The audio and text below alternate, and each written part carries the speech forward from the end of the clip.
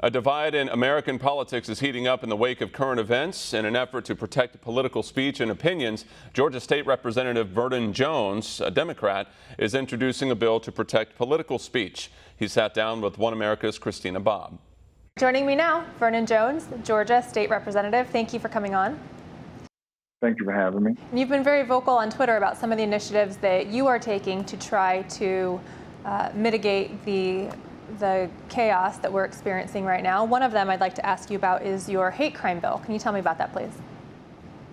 Well, I think every state except 4 have a hate crime bill, and Georgia is one of those that do not have a hate crime bill. We have legislation pending that was passed out of the House that's on the Senate side. The Senate hadn't moved on it, and I'm hearing that they want to do their own version. But I think the mood is there, the support is there from our Chamber of Commerce to other important organizations.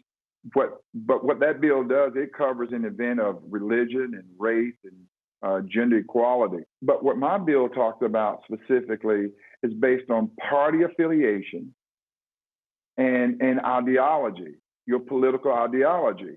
I think it's a crying shame that someone can wear a hat of a particular candidate or political persuasion, and all of a sudden someone feel like they can attack them with hate speeches and with physical attack. What happened to those young kids from Covington that was up in Washington, D.C.?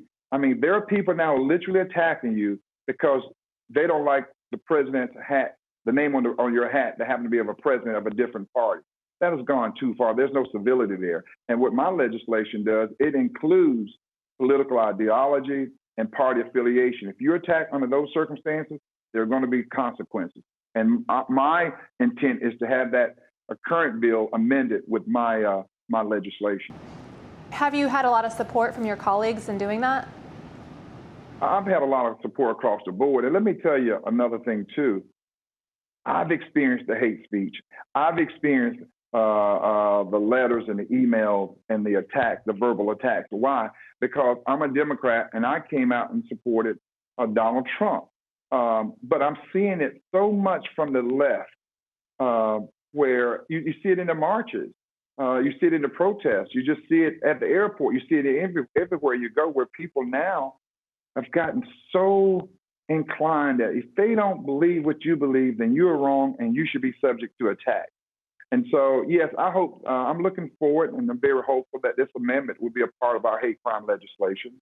And hopefully across the country, other states adopt a similar measure. Want to see more videos like this? Click on the link below and subscribe to One America News on YouTube. And call your cable provider and kindly demand that One America News is added to your lineup. Call and subscribe today.